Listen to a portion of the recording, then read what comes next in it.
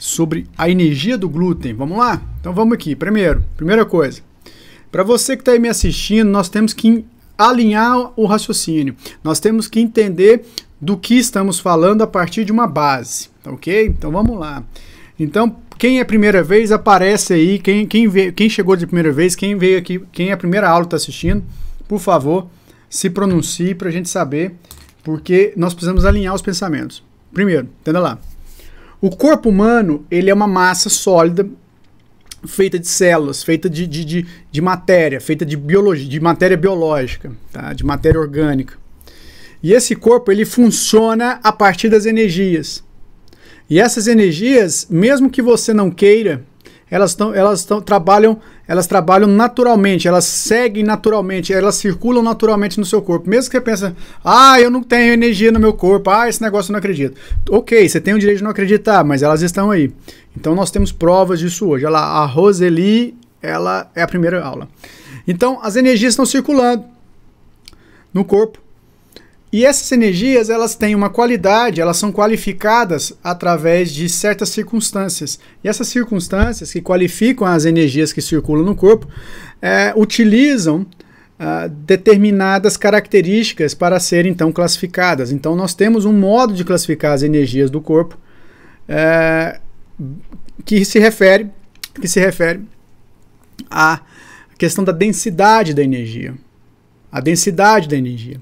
Então, nós temos energias, tá, que elas, a depender da circunstância, ela vai se densificar, ela precisa naturalmente ser uma energia densa. Ela precisa ter códigos de informação para compor a sua identidade de que formulem a densidade ou a densificação dessa energia. Por quê? Porque o corpo trabalha com opostos. Então nós temos uma oposição e essa oposição faz as bandas, né? Então nós temos aí o dualismo. Então eu tenho uma energia mais fluida e uma energia mais densa. E esse dualismo que formata a banda caracteriza a condição da gente ter uma energia mais fluida e uma energia mais densa, independente de se estamos ou não equilibrados, isso está acontecendo nesse momento no corpo, nesse momento. Então agora, em homenagem ao pessoal do curso de cronobiologia, são 8 horas, eu tenho dentro da minha estrutura energética, eu tenho uma circulação energética acontecendo, e o meridiano, ou os meridianos, que ele é bilateral, do CS, ele estará em maior quantidade de energia. E a energia do CS, que é a circulação e sexualidade ou pericárdio, é uma energia mais quente, é uma energia que estimula a formação de testosterona. Então aqui eu estou caracterizando para você que nós temos modelos energéticos específicos que são classificados de acordo com a sua qualificação ou a sua qualidade. E a sua qualidade, ou a qualidade da energia, pode ser classificada a partir da densidade dessa energia. E essa densidade, aqui eu posso colocar ela numa banda mais extrema, fluida, e uma outra mais densa na outra banda. Então eu tenho aqui um meio, eu formei aqui um espaço, eu formei aqui uma estrutura onde eu tenho a vida, onde eu tenho as coisas acontecendo. Então eu tenho densidade, eu tenho fluidez e densidade, assim segue a vida, assim a vida é. Dentro dessa fluidez e dentro dessa densidade eu tenho calor, eu tenho frio, eu tenho situações acontecendo, que é o caos, né, que o pessoal fala, e esse caos ele tende a prover o processo biológico, a vida do corpo, a vida celular. Ponto. A partir daí, eu começo a dizer a vocês o seguinte, quando eu qualifico e classifico as minhas energias a partir da densidade, eu posso então entender que a energia mais rarefeita que nós temos é a energia do ar, é o Yang-Qi, é o oxigênio. Então aqui, aos nossos amigos que gostam dos termos mais em chinês, ou aqueles amigos também que gostam do misticismo, eu não me importo, não me incomodo, eu só me importo em fazer você entender que a energia Yang, que é mais fluida, que está no alto, porque ela é o ar, ela é o oxigênio, ela existe. Por quê? Porque qualquer molécula que eu tenha dentro dessa nossa dimensão aqui, ela tem que existir numa dimensão mais fluida. Isso é um óbvio. Por quê? Porque a física já explica isso. Mas a física quântica, ela não explica nada não, porque tudo é física quântica. Realmente, cara quer falar e não entende, fala, é física quântica, explica, né? Bom, não é a física quântica somente. Qualquer molécula para existir aqui, ela tem que ter uma outra polaridade. Essa outra polaridade quer dizer, eu tenho uma molécula que está no ambiente físico, oxigênio, e tem uma outra que é a contraparte dela, que está no ambiente energético. Então ela é fabricada, feita por informações capazes de criar um ambiente que ela vai circulando, se movendo até ela se densificar. Então ela fica nesse meio termo, entendeu? Mesmo então, eu pegando uma energia Yang, que é fluida, ela tem a sua parte mais densa e tem a sua parte mais rarefeita. E aí eu pego o oxigênio, respiro e boto esse oxigênio para rodar aí dentro do sangue, dentro dos meridianos. Ponto. Ok. Mas eu também tenho um outro modelo energético extremamente importante que tem relação com os alimentos. Então eu tenho o oxigênio que eu respiro e tenho a energia agora dos alimentos. Então eu tenho uma outra banda, eu tenho então uma banda fluida, Yang-Chi, e tenho uma segunda banda que vai fazer parzinho com ele, que é o Yin-Chi, que é a energia Yin, que é a energia densa, a energia que originalmente, isso é importantíssimo eu dizer a vocês para eu chegar no glúten. Eu preciso dizer isso a vocês para eu chegar no glúten. Por quê? Porque eu tenho vários modelos de Yang-Chi. Então, de Yin-Chi, aliás, e de Yang-Chi também, óbvio. Mas eu tenho que entender, por favor, coloque isso na cabeça de vocês. Quem está me assistindo aí e que entende já essa nossa linguagem, quem não entende ainda vai começar a entender porque fica fácil. Uma coisa que a gente tem de característica boa aqui dentro desse canal é que a gente tenta facilitar a vida de quem está dentro da acupuntura para que você não possa desistir do seu sonho de ser acupunturista, porque o povo complica isso lá fora, eu não sei porquê. Aliás, sei, porque não entende nada. Mas enfim, então coloque isso na cabeça de vocês. Nós temos modelos energéticos, o principal deles é a comida, é o alimento, o principal deles é o arroz com feijão, é o bife, é a batata frita, é o leite materno. Entendem isso? Então eu tenho que entender que quando eu respiro, eu pego o principal Yang-Chi. E quando eu como, eu pego o principal Yin-Chi. Então, eu estou alimentando o meu corpo para que esse corpo possa absorver esses nutrientes para, então, fazer o corpo funcionar, Yang-Chi, e fazer o corpo se regenerar continuamente, Yin-Chi. Então, a sua massa, a minha massa, quer dizer, a minha estrutura física, os meus componentes, as minhas peças orgânicas, elas têm uma qualidade Yin. Enquanto que elas funcionam, tá? Elas funcionam a partir do Yang. Então eu tenho o Yang-Chi, tem uma função que é fazer a máquina funcionar, enquanto o Yin-Chi, ele tem uma função que é dar estrutura para essa máquina. E quem manda na máquina? A consciência. Eu sempre digo e repito isso aqui nas introduções para a gente entender que quem manda aqui somos nós mesmos. Então quem manda no corpo somos nós. Contudo, todavia, entretanto, em alguns momentos da nossa vida, ou durante a vida inteira, vai saber, cada um tem aí a sua história, nós perdemos o controle da vida, nós perdemos o controle das coisas, nós nos entregamos ao que o corpo pede, ao que o corpo sugere, ao que o corpo manda. O corpo fala, coma doce, coma doce, coma doce, coma pizza, beba cerveja. E a gente vai acabar consumindo. E quando eu vou e entro nesse consumo, exageradamente ou não, não interessa, interessa que a gente tem que entender que quando o corpo nos domina, eu paro de escolher o meu alimento, eu paro de escolher o que eu ponho na boca, eu sou agora escolhido. Então eu chego num restaurante e ali a abobrinha olha para mim, eu olho para ela, olha para mim, não dá liga. A alface olha para mim, eu olho para ela, não dá liga. Mas quando eu chego na lasanha, ela olha, eu olho, é paixão à primeira vista. Então, para eu continuar o nosso discurso aqui, para falar do glúten, é necessário entender que o corpo, ele vai mandar na gente, se eu não chegar primeiro e mandar nele. Como? Eu preciso trazer subsídios ao corpo, de maneira que ele fique o tempo inteiro abastecido. O corpo precisa ser abastecido de quê? De carinho, de amor, de afeto. Como assim? Vamos lá, entenda lá. Nenhum corpo, mesmo que seu biotipo seja água, madeira, terra, igual o outro aí do lado da sua casa, nenhum corpo reage da mesma maneira. Nenhum corpo. Então, não existe, na minha visão, um trabalho de maneira padronizada para uma dietética. Então, essa dietética chinesa que nós aprendemos aqui, pelo menos a que eu aprendi, ela é extremamente falha, ela é fraca, ela é muito fraca. Quer dizer, não sei o que vai sedar, não sei o que vai tonificar. Não, peraí, vamos ampliar isso, vamos entender os conceitos, vamos integrar as fisiologias para a gente poder não ficar passando carão à toa, falando coisa que talvez podemos aumentar. É igual colocar esparadrapo no umbigo. Coloca esparadrapo no umbigo que não pega energia negativa. Ou fazer acupuntura com luva não pega energia negativa. Meu amigo, talvez a sua energia está pior do que a do seu paciente, você não sabe. Para com isso. Que dia que esparadrapo vai tampar energia negativa? Sai dessa. Então vamos lá, voltando. Essa condição do alimento, é importante você entender o seguinte: o metabolismo corporal, ele está adequado, ele é adequado ao seu humor.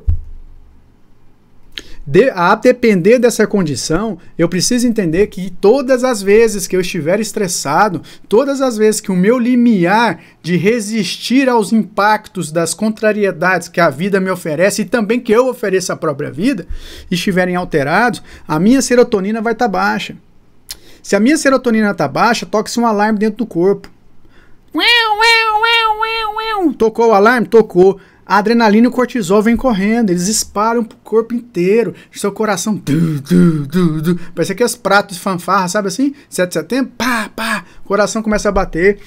O cortisol junta com essa coisa de tal de adrenalina, vai pro cérebro, vem pra cá, pro lobo pré-frontal, você fica o dia inteiro pensando, você fica estressado. Por quê? Porque você vai ter dor no pescoço, você vai ter dor na cervical, você vai ter dor, não vai ter tanta amplitude de movimento para movimentar o pescoço para um lado e para o outro, vai ter dor na têmpora. Por quê? Porque você está estressado e seu estresse está sendo carreado aqui no cérebro, principalmente pelo tal do cortisol e da adrenalina, que estarão mostrando para você que existe um problema. Existe um problema.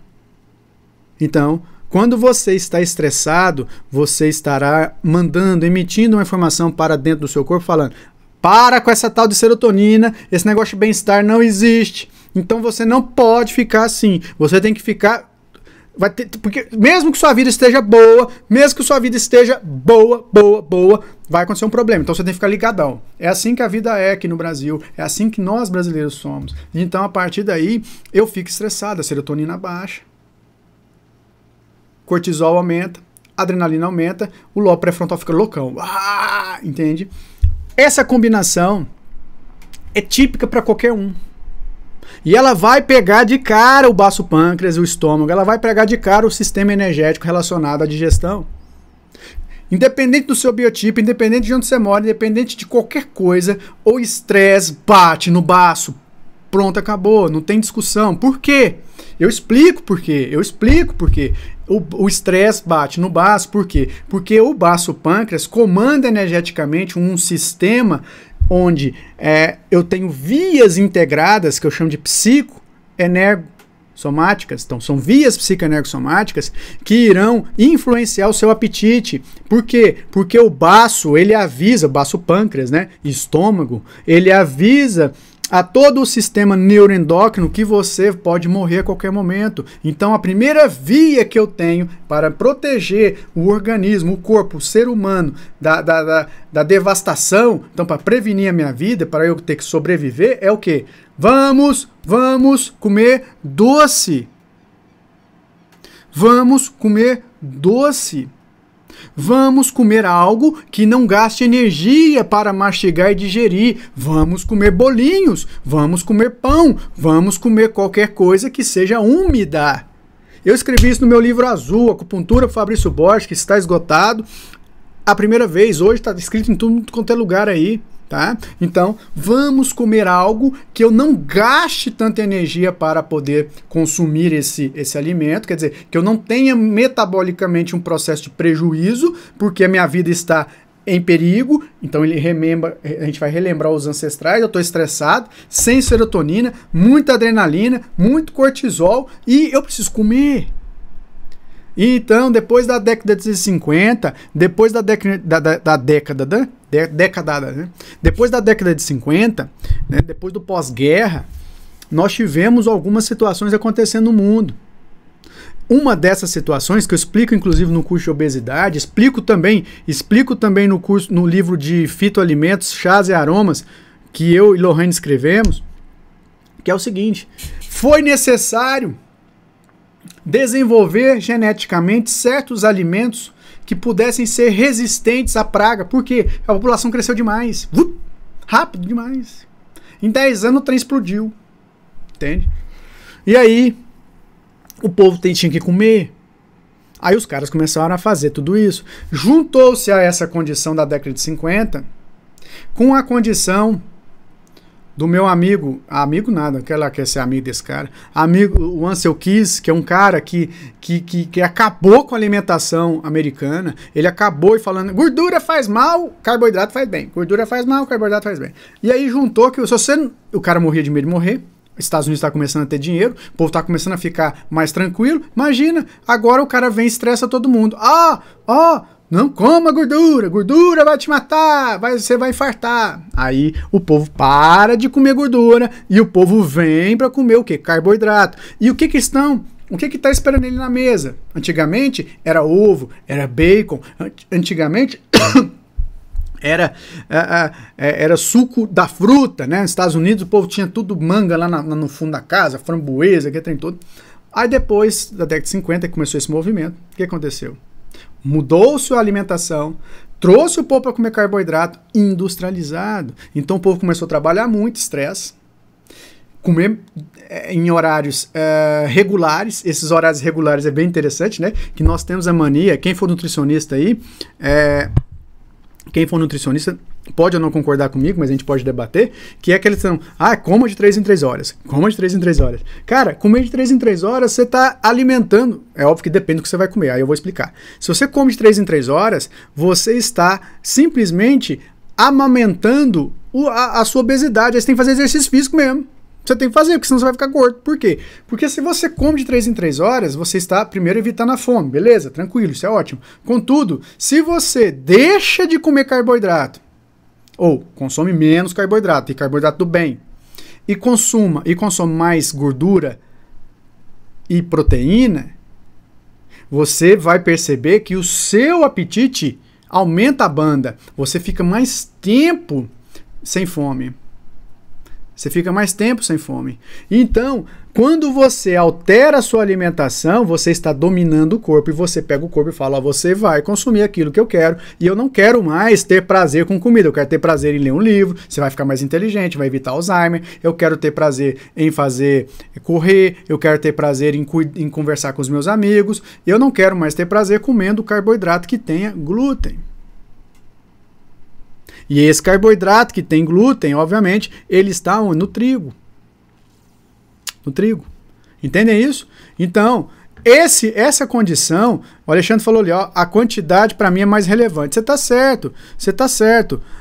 Mas a gente tem que ver que dentro de um ambiente como esse aqui, que é a internet, a gente tem que falar daquilo que é, como eu disse no início, que é alinhado com todos.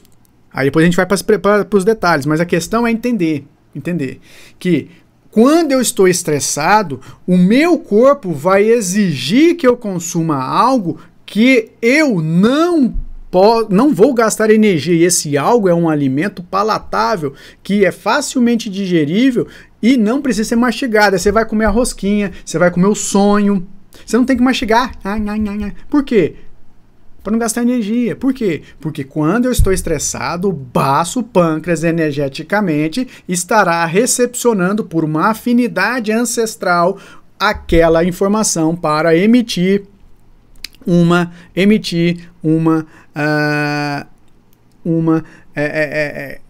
informação que vamos comer para poder não morrer. Vamos comer doce para não morrer. Ok. Aí, chegando agora ao glúten, vamos lá. Desde 1950 que esse glúten está aí sendo modificado geneticamente. E ele para que serve? Para que serve o glúten? O glúten é um conglomerado de proteínas que ele serve para dar liga. Ele serve para dar liga. Entende? Então ele foi modificado geneticamente para quê? Porque o trigo fique mais resistente, porra. O trigo fica mais resistente, eu aproveito o trigo na tal da safrinha, a praga não come e eu tenho mais comida, porque precisou fazer isso. Os caras não fizeram teste, porque não deu tempo. O povo, pá, porque de negócio e tal. E aí, a partir do trigo, desde que mundo é mundo, há 18 mil anos atrás, o povo lá no Levante, o povo lá, os natufianos têm 8 mil anos, né, antes da Era Comum de Cristo, os natufianos. O cara planta trigo, mas só que os caras não eram obesos, os caras começaram a ficar obesos da década de 50 para cá. Por quê? Porque mexeram em algum aspecto, mexeram numa condição que vai causar inflamação. Então o glúten foi modificado geneticamente, lembrando que ele é a estrutura, é a substância, é a molécula capaz de dar mais resistência à planta e também de dar liga no pão. Sabe quando o pizzaiolo joga a pizza para cima, a pizza não despedaça? Então, é o glúten que está ali. Então esse glúten, modificado geneticamente, ele serviu realmente para aumentar a produção e o povo não morrer de fome, mas hoje ele produziu, né? Ele produziu modificações genéticas na estrutura ou na cadeia, né, de DNA de algumas mães e pais que fizeram com que crianças, a partir ali do final da década de 90, 98, 97, aparecessem com uma incidência maior de intolerância. Então, preste atenção. Antes disso, as pessoas nasciam com intolerância ao glúten. Antes disso, as pessoas nasciam com alergia ao glúten, mas a partir da década ali, do final da década de 90, 98, 97 para frente, houve uma pandemia de pessoas nascendo com intolerância ao glúten. Por quê? Por quê? Por quê? Por quê? Por quê? Pelo fato de que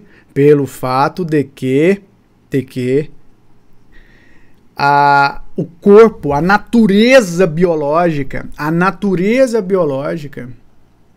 não permite continuar um processo contínuo de evolução sem nos proteger na próxima geração. Então, quando eu passei, a minha mãe, vamos pegar ali, a pessoa nasceu em 1950, ela começou a comer glúten.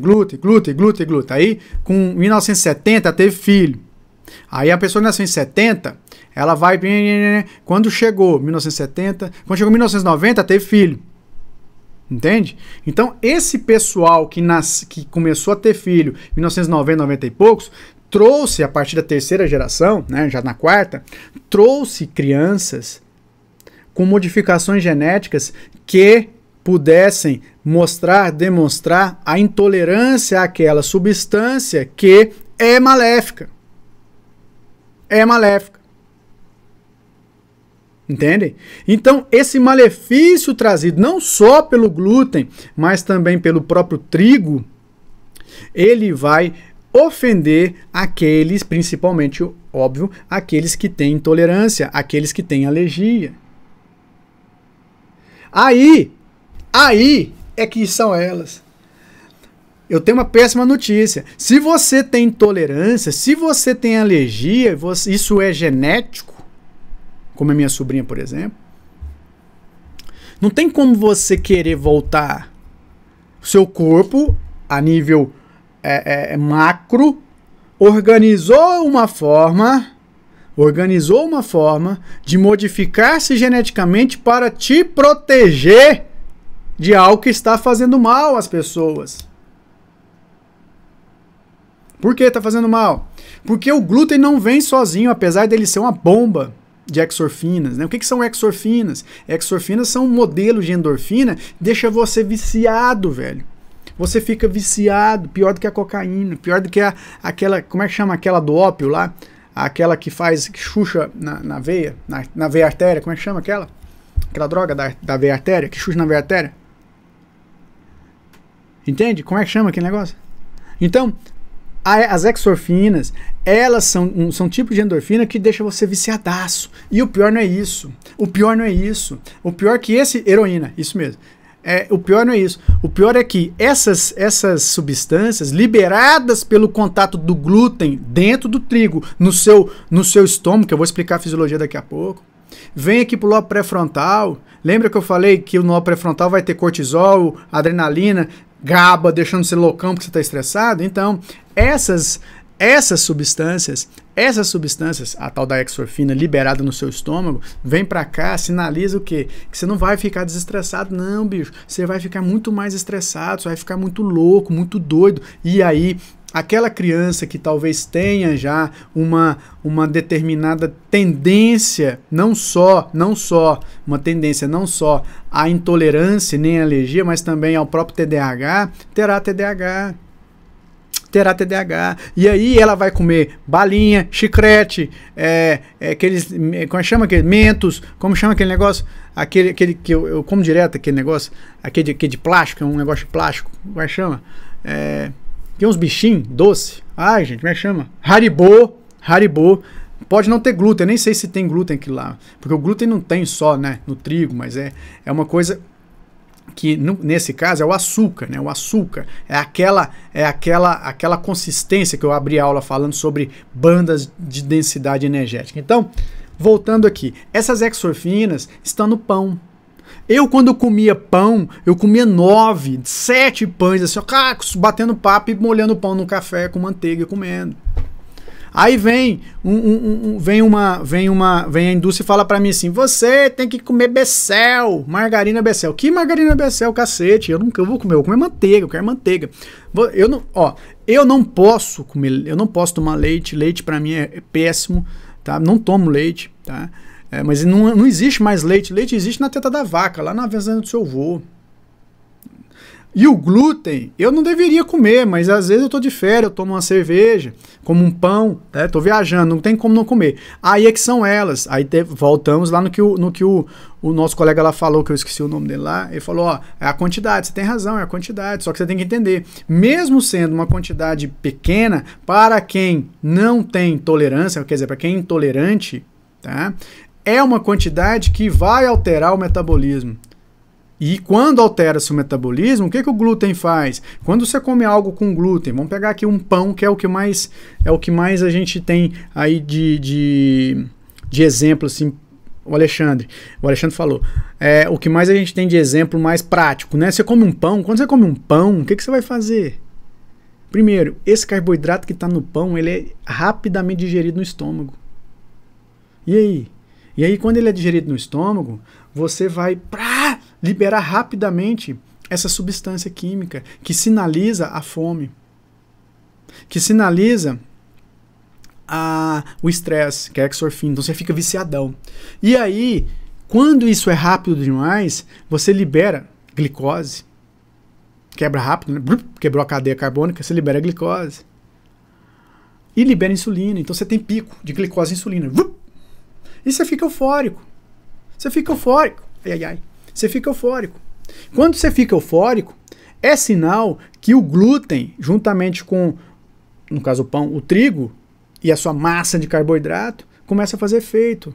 Porque você sente o sabor, né? Você fica eufórico, aquele negócio é bom, você passa no azeite, come aquele negócio.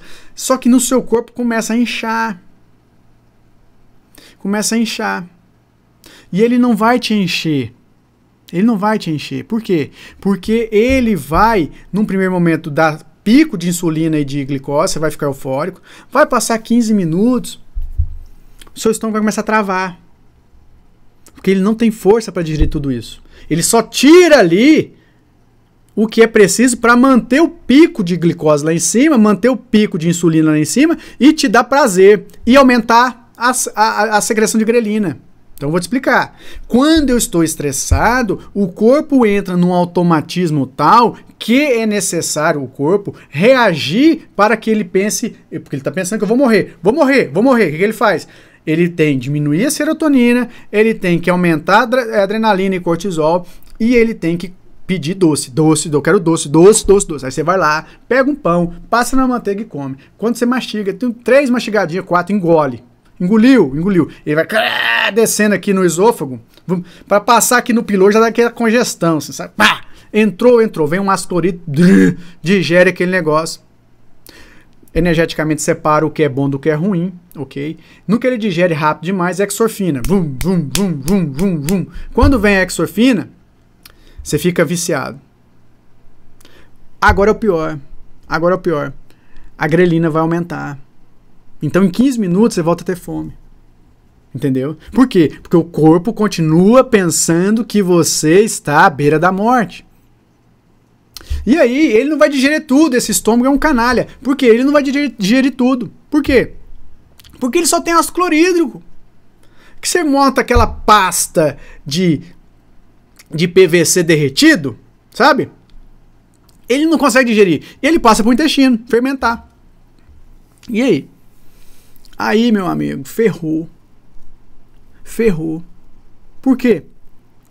Sua glicose já subiu, sua insulina já subiu.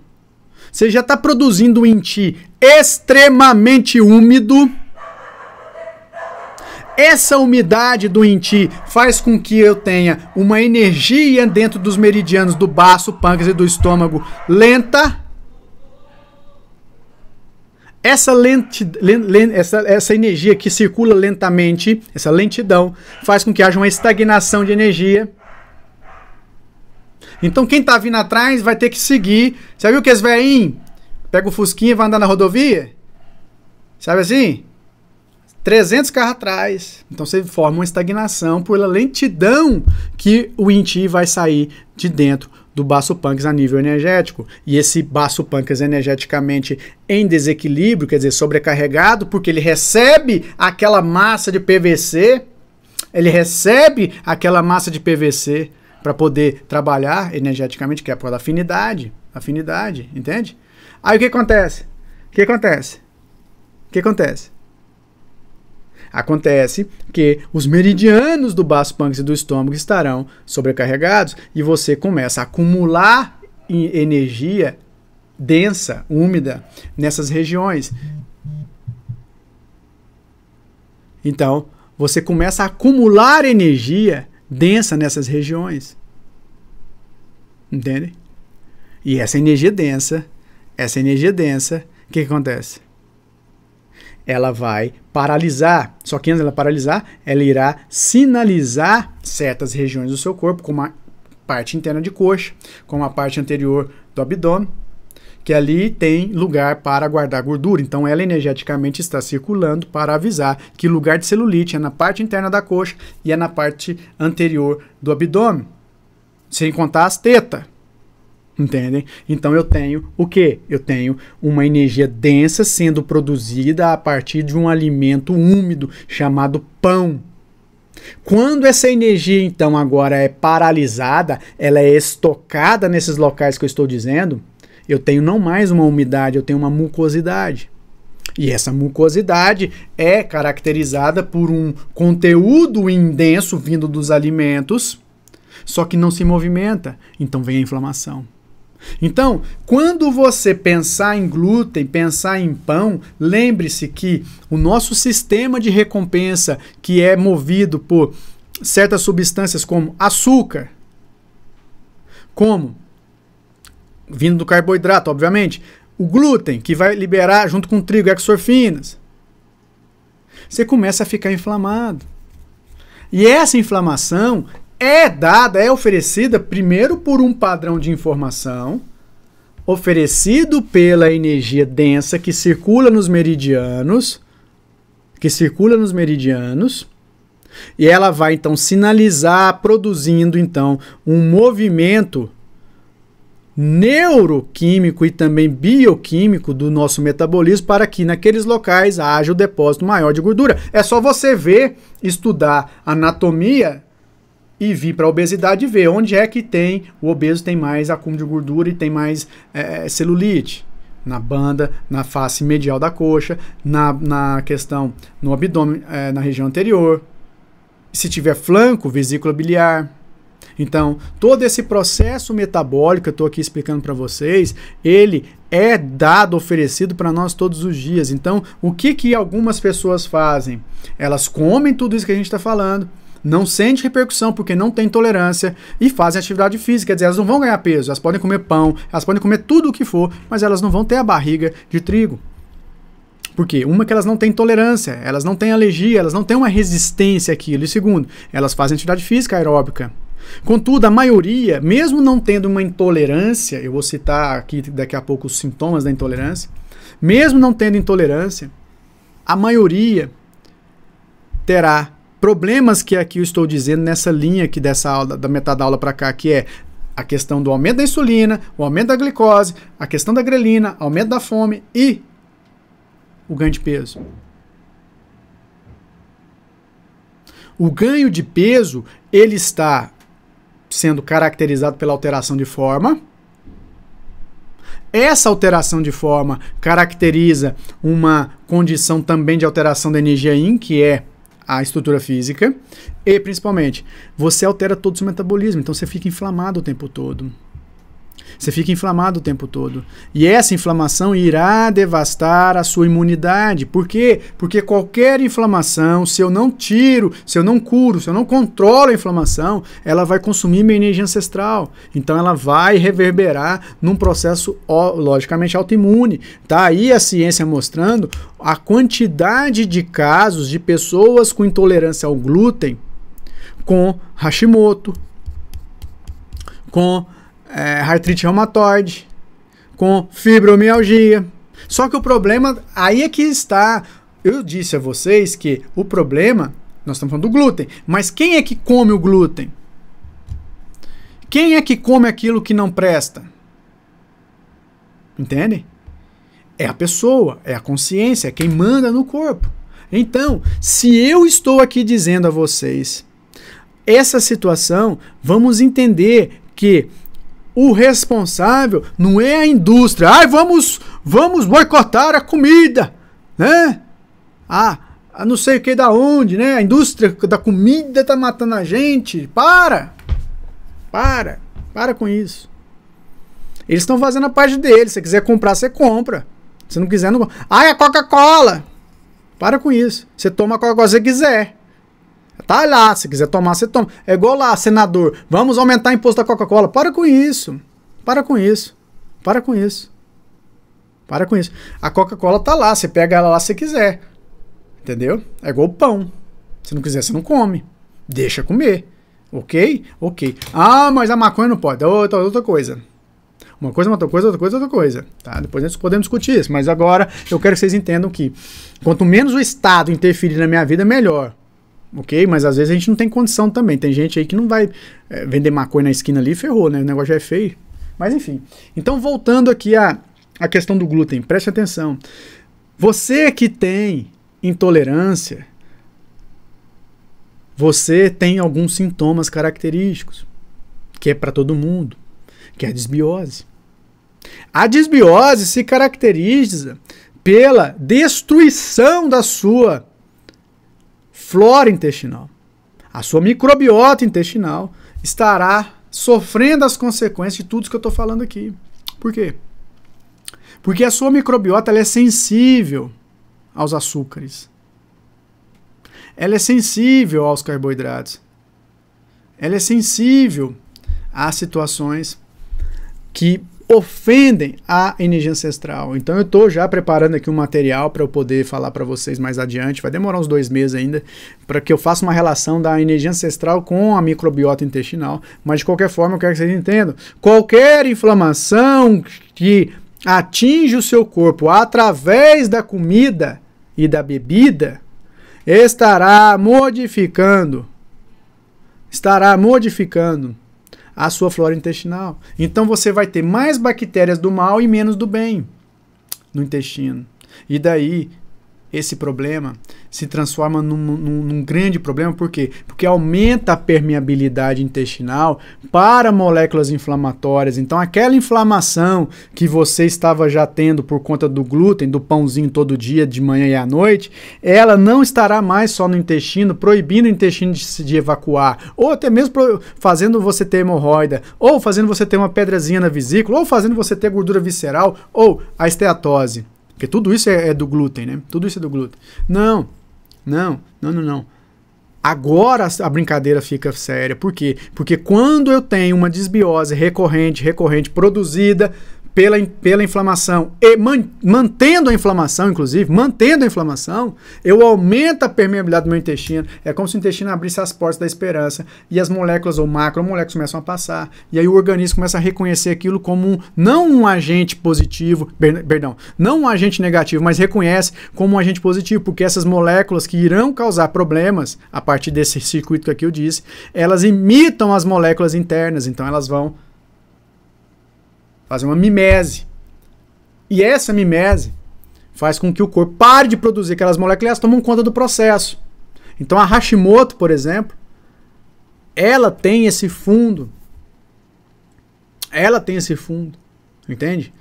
A artrite reumatoide pode ser por isso, mas não é a comida, a codificação que estamos oferecendo ao corpo através de um processo psíquico, somático, é quem vai criar a doença. Porque às vezes você come glúten e não dá nada. Às vezes você está todo inflamado, você não vai ter doença nenhuma, só a inflamação te sugando energia, deixando sua memória uma bosta, deixando você com cabelo oleoso, cheio de ferida na cara, cheio de ferida na cabeça.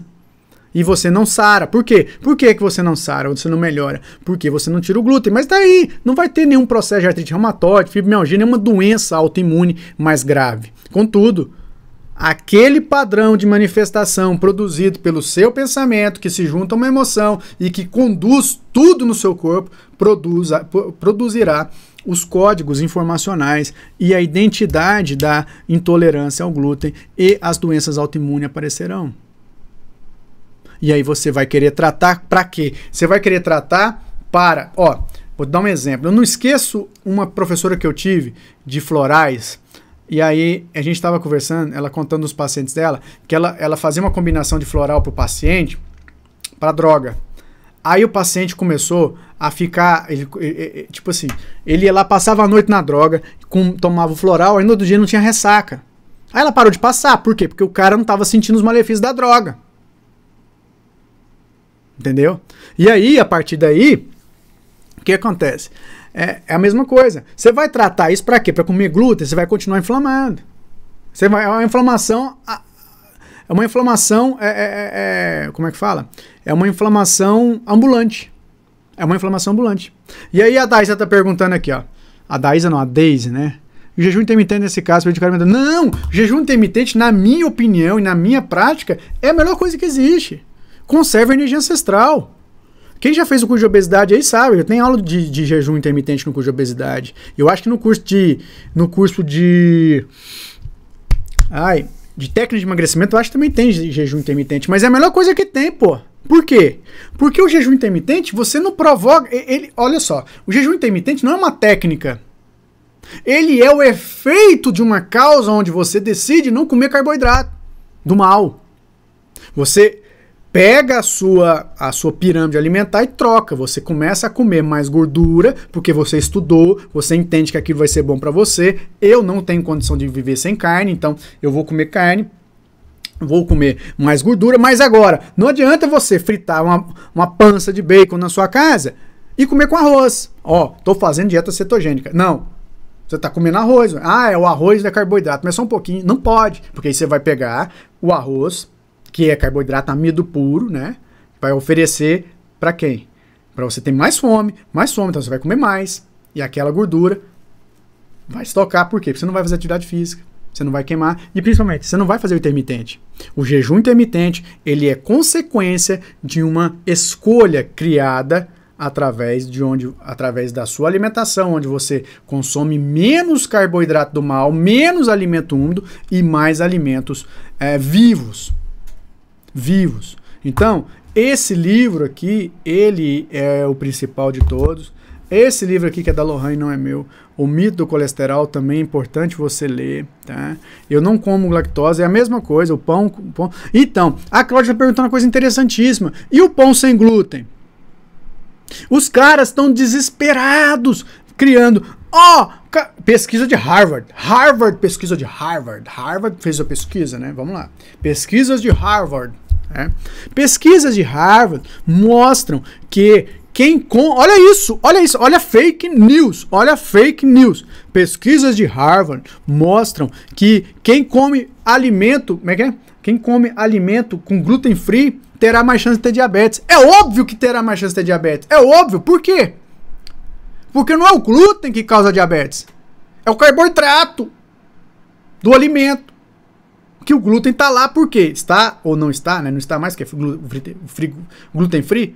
Mas é o carboidrato. É o carboidrato. Não é o glúten que vai te dar a diabetes. É quem vai fazer aumentar o negócio lá, não é o glúten. O glúten vai inflamar. O glúten produz inflamação, mas é o carboidrato. É óbvio que é tudo um conjunto. Trigo, glúten, carboidrato, a minha saroba toda vai fazer mal. Mas o glúten mesmo vai te inflamar. O glúten vai te inflamar. Entende?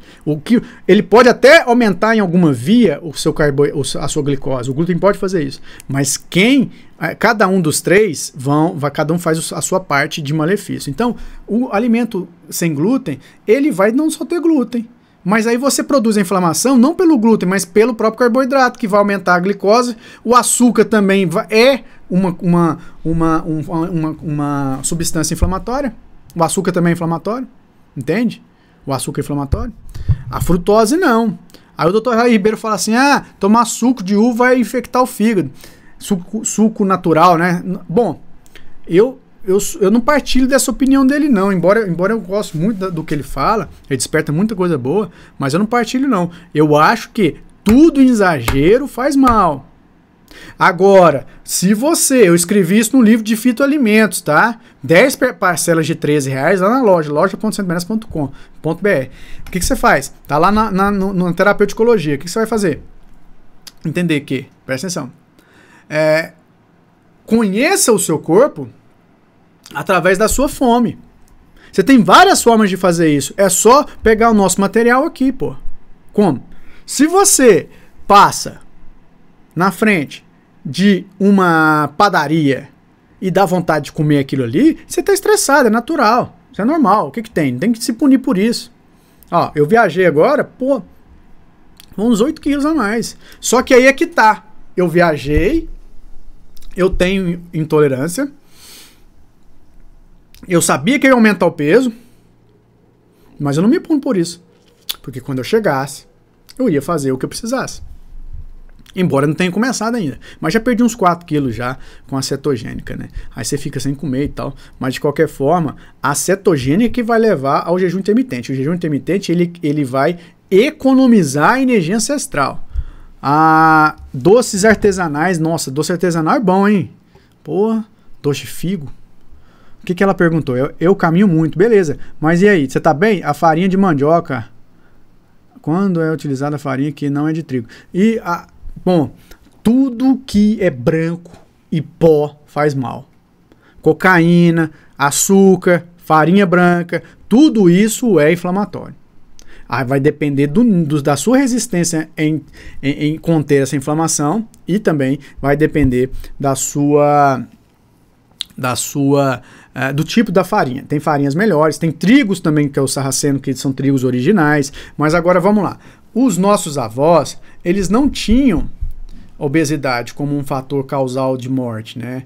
Como nós temos hoje uma pandemia de obesidade. Eles não tinham, realmente. Você pega a foto lá de 1920, 1930, todo mundo é uma vara de pai a mamão. É uma magreleza só, ok. Mas eles tinham muita morte pelo intestino. Era muitos problemas intestinais nós tínhamos. Pelo menos eu lembro, meus avós morreram, meu avô parte materna morreu por um problema de intestino, os dois, avô e avó. O meu outro avô morreu de, acho que foi uma pancreatite, mas já estava também com 94, então ele viveu muito, né? Quase sem inflamação, mas ele comia muito bem também. O cara comia, eu não esqueço, eu até escrevi isso, eu tenho um livro de obesidade, para quem não sabe, eu tenho um livro e um curso de obesidade, só que o livro de obesidade está esgotado. Bem, então, eu não esqueço na casa da minha avó, e lá aquela gordurona, sabe aquela carne de panela com a gordura desse tamanho? Você enfiava o garfo ficava na metade assim, ó, de gordura. Era o melhor do mundo. Então a alimentação dele sempre foi muito boa, sempre a alimentação da roça, né? Agora, o intestino sofre as consequências de uma alimentação mais de açúcar, né? Não açúcar, não doce de leite, lá da roça, aquele negócio que tinha época para fazer, a pamonha e tal. Não, é o que existe hoje. Mas não é, a gente não pode, eu não trato particularmente essa condição como uma condição maléfica, ou uma condição assim, vamos acabar com as indústrias, não sei o quê. Não, não, não. Você escolhe aquilo que você faz, por isso que eu estou encaminhando a aula para esse sentido. Quer dizer, o que você sabe sobre o seu corpo? O que você sabe sobre o seu corpo, entendeu?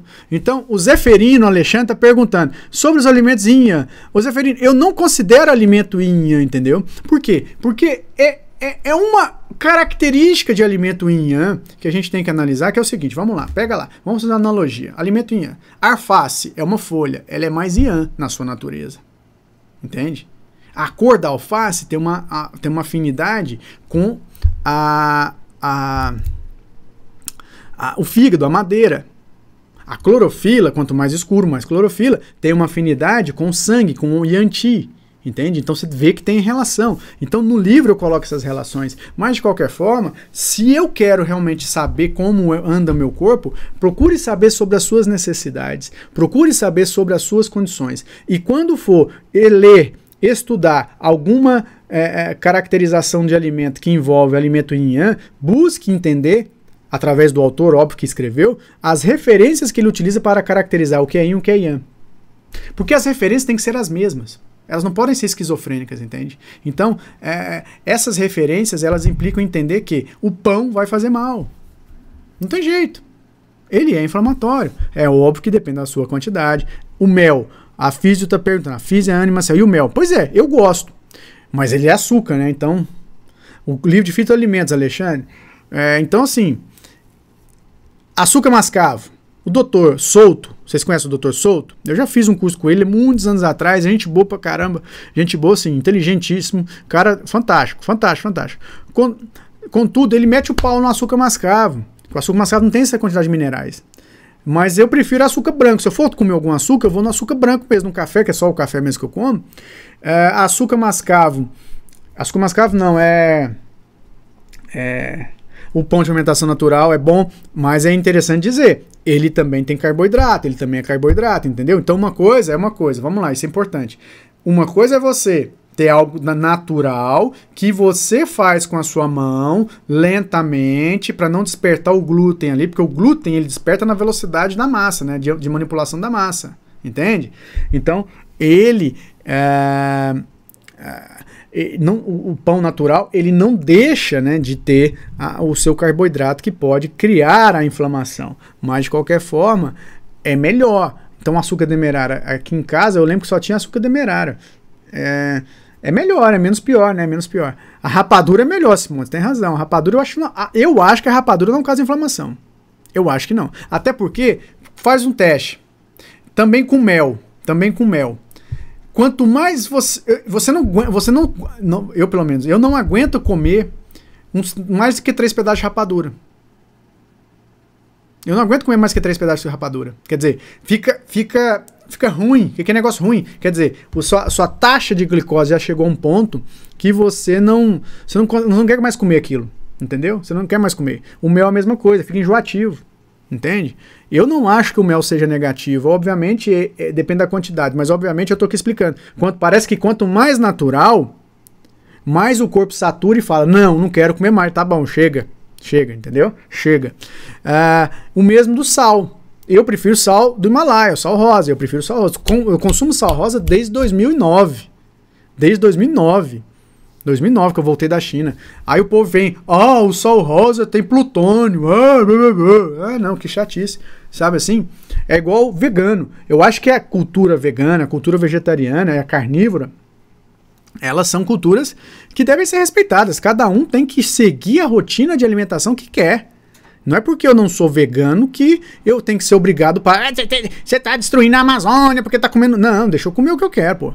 Existe um equilíbrio na natureza que ele é assim desde que mundo é mundo. Mas você respeita a sua posição. Vou continuar comendo meu pastel quando me der vontade, pô. A minha Coca-Cola, a minha pizza, entendeu? De qualquer forma, o que é mais importante dessa aula aqui, além de entender o metabolismo energético e também o metabolismo orgânico, é entender que você é o dono do seu corpo e, sendo assim, você irá escolher o seu alimento a partir da sua vontade. E a sua vontade, então, pode estar lhe mostrando que você precisa de algumas situações, de algumas alterações, de algumas modificações na sua rotina. Então, se você não está satisfeito ou satisfeita com o corpo que você tem, não está satisfeito com o seu rendimento metabólico, vá fazer atividade física. E a alimentação você vai. Com a atividade física, você equilibra a alimentação. Com a atividade física, você equilibra a alimentação. Entendeu? Então, se você não tem dificuldade, se você tem dificuldade de romper esse elo da alimentação, quer dizer, eu gosto muito daquela comida e tarará, faz atividade física todo dia, tá? Vamos lá. Tenho Hashimoto e estou com sintomas de artrose. Então, deixa o glúten, Daisy. Deixa o glúten. Sai fora. Vai ler sobre o assunto. Você é acupunturista? Ó, esse livro aqui também é bom. Tá acabando meu tempo, tá? Ó, esse livro também é bom. Ok? Então, eu tô indo 20 segundos para acabar aqui. Fica mais delicioso. Não, bom demais. Ó, gente, eu tô indo. Amanhã eu tô de volta. Ok? Um grande abraço. Até amanhã. O que faz para retirar cálculo da vesícula? Cirurgia. Se não for, vai no médico. Cuidado. Não fica sem fazer não, porque pode levar a pancreatite. Tchau, gente. Obrigado. Até amanhã. Alô, pessoal. YouTube.